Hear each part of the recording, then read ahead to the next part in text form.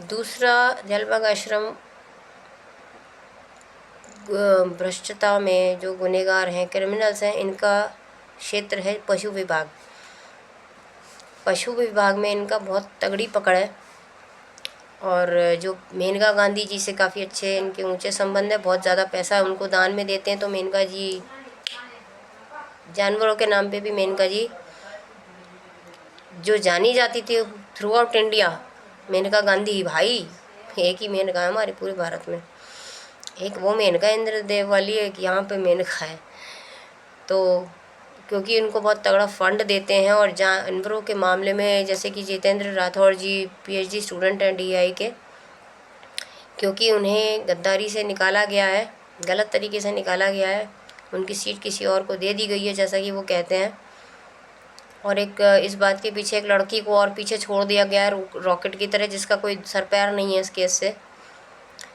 उन्होंने एक इनका भांडा फोड़ा था कि ये जानवरों को पीछे किस तरह से, जब गाय भैंस दूध देना बंद कर देती है, हत्या करके उनकी, कुछों की हत्या कर देते हैं और कुछों को मतलब मार देते हैं, ज़्यादातर जानबूझ के उनको इंश्योरेंस करवा कर, और इंश्योरेंस खा रहे हैं बैठ के उनको मेंटेन नहीं करते ये लोग। तो जिसने दूध देना बंद कर दिया उनकी हत्या करते हैं, गाय की भी है।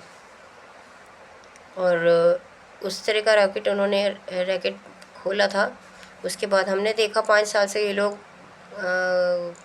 गायों पर और बछड़ों को जान से मार देते हैं, काट के फेंक देते हैं। 2 बछड़े मैं खुद देख चुकी हूँ, गाय के जान से मार के काट के फेंक दिए इन्होंने, जिसकी की गवाही एसपीसीए अधिकारी डॉक्टर रमन ने भी दी थी, रमन जी ने भी दी थी, जिसको कि ये राज बताने के बाद मार दिया गया, मर गए, जो भी ये डिक्लेयर किया जाता है समाज को। उन्होंने मुझे गवाही दे दी थी एक्चुअली, बेचारे इसलिए उनके दिन पूरे हो गए कि उनको पता नहीं था मेरा जो हैक रहता है सिस्टम। बेचारे ने मुझे गवाही लिख कर दे दी थी और मुझे मिलके भी बताया था कि बछड़ों को मार देते हैं, गाय के बछड़ों को बहुत बुरी तरह मार के काट के डाला जाता है। 2 बछड़े मैंने देखे थे, मुझे क्वेश्चन भी हुआ था कि ऐसे कौन गायों को मार के बछड़ों को डाल रहा है, क्या बात हो रही है। लेकिन ईश्वर खुद ही सामने तथ्य रख देता है। उसके बाद तुरंत बाद ही 1.5 हफ्ते के अंदर इनकी मौत की खबर आ गई। वो बहुत परेशान थे, बहुत प्रेशर में थे कि रूही बहुत काम करना मुश्किल है। ईश्वर की अनुकंपा है कि आप खड़ी हो अपने ही समुदाय के गुंडों के खिलाफ और आप कोशिश कर रही हो कि किसी तरह से जस्टिस हो सके, सुनवाई हो सके। लोगों को छोड़िए, यहाँ तो जानवरों की त्राही त्राही मची हुई है। ये जो बहुत बड़े दुनिया के भावी सत्संगी हैं आश्रम, जलबाग आश्रम के गुंडे, इन्होंने तो जानवरों को नहीं छोड़ा, मार काट के इंश्योरेंस कमाते हैं। पहले गाय भैंसों से कमा रहे थे, फिर बकरियों से कमाने लगे, फिर ऊँट भी ले आए, क्योंकि ऊँट की ब्लैक मार्केटिंग खाल की भी और हड्डियों की भी बहुत अच्छी होती है। इंश्योरेंस तो गाय भैंसों से कहीं ज़्यादा उसका ऊपर होता है, तो उनका भी इंश्योरेंस आते करा लिया। और पीएफए में मेनका जी को पटा लिया। और पीएफए का जो पूरा डिपार्टमेंट है यहाँ आगरे में, अपनी अधिकारी बुढ़िया और बुढ़ों को बड़ा यूज़ करते हैं लोग, दबाना आसान होता है उनके बच्चे के नाम पे भी, और वैसे भी डराना धमकाना हो, क्योंकि बुढ़ापे में इंसान शिकायत करने इधर उधर भाग नहीं सकता और अपने बच्चों की ज़्यादा मोह माया होती है। तो पीएफए के जो है हेड है, जहाँ जहाँ इनकी सबसे बड़ी चोरियाँ हैं उसकी सबसे बड़ी पहचान है कि अपने अधिकारी रखवा देते हैं, या अधिकारी वहाँ के जहाँ जहाँ डिपार्टमेंट से इनका क्राइम जा रहा है ना, जहाँ जहाँ इनका जो एरिया है क्राइम जोन, उससे लिंक पूरी जो धागे हैं, पूरा जो पाइपलाइन है, कहाँ आप दौड़ सकते हैं, भाग सकते हैं, वहाँ हर जगह अपने पाइप प्यादे बिठाने हैं। नहीं बैठे हैं तो उनके ऊपर किसी को बिठा देना है, नीचे फ़ोन करवा देना है, ऐसी इनकी प्रोसीजर रहता है। तो सूरत पीएफए इधर आगरा में हेड बना के बिठा दी पीएफए की, जो बिल्कुल ही बुद्धि भ्रष्ट बुढ़िया है।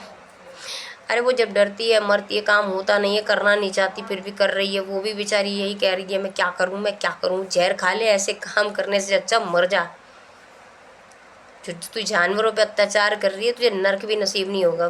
प्रेत योनि में जाएंगे ऐसे सारे के सारे लोग। अभी किसी को भय छोड़िए, किसी ने नर्क देखा नहीं तो किसी को पता ही नहीं किस किस तरह की सजाएं होती हैं। नर्क में जाके सज़ा मिलने अलग बात है, कुछ सज़ाएं ऐसी होती हैं कि नर्क में भी नहीं जाओगे तुम लोग, प्रेत योनि में छोड़ दिया जाओगे। भटकते रहना।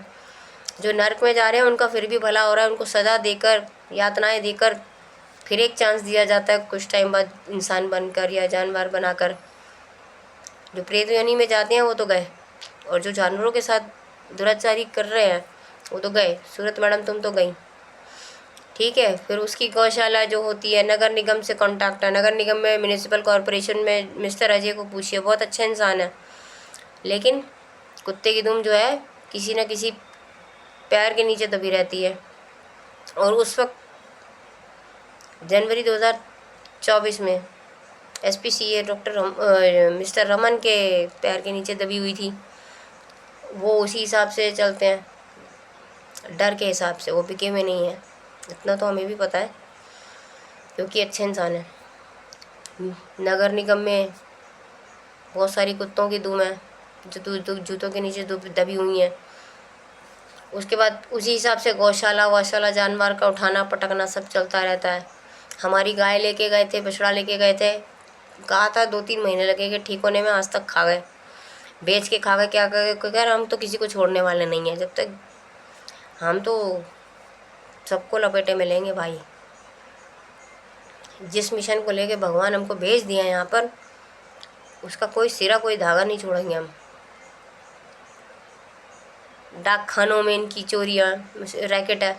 डाक खानों में संजय पैलेस का डाक खाना, और ये हमारा दयालबाग का डाक खाना, और जो पाइपलाइन में जो मिनिस्ट्री तक जाती है, CM तक जो है जा रहा है पत्र। 1 साल में मेरी AD रजिस्ट्री का भी जवाब जो है पोस्ट कार्ड वापस नहीं आया, ना ऋतु महेश्वरी के डिपार्टमेंट से आया है, ना PMO डिपार्टमेंट से आया है।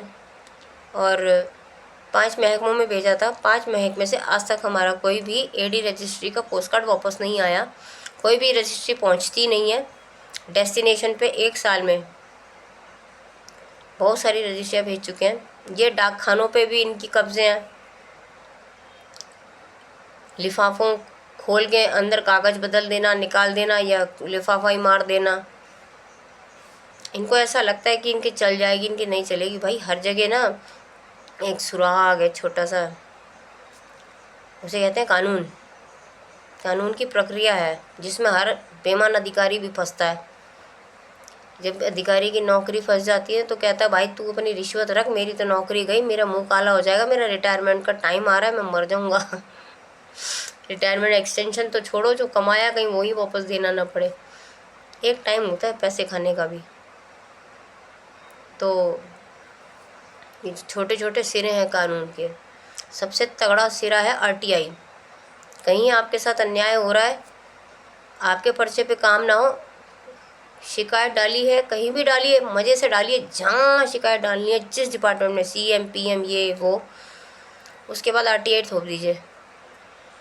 1 महीने के अंदर RTI डालने के बाद ऑनलाइन भी डलती है 10 रुपये में। और ऑनलाइन डालें तो ज़्यादा बेहतर है, क्योंकि मैनुअल जब डालते हैं तो वो बहुत सारे बहाने ढूंढ लेते हैं उसको रिजेक्ट करने के, नोट फटा हुआ है, ये नहीं है, वो नहीं है। ऑनलाइन डालिए और 1 महीने के बाद उस पर फर्स्ट अपील डाल दीजिए। जवाब आए ना आए, वो कहेंगे सबमिट नहीं है आपके कुछ सपोर्टेड डॉक्यूमेंट्स, ये वो। आपका संतुष्टिजनक अगर जवाब नहीं आता है, आप जिस अधिकारी से जवाब मांग रहे हैं उससे नहीं, दूसरे से दिया जा रहा है, रिजेक्ट कर दीजिए। आपने जिससे पूछा है आपको उसी से चाहिए जवाब, रिजेक्ट कर दीजिए। दूसरे महीने डेट 1 महीना पूरा होते ही फर्स्ट अपील डालिए, फिर 1 महीना ठहरिए, फिर सेकंड अपील डाल के मुकदमा। सारे अधिकारी, सारे CM PM इसमें उलझ के रह जाते हैं RTI।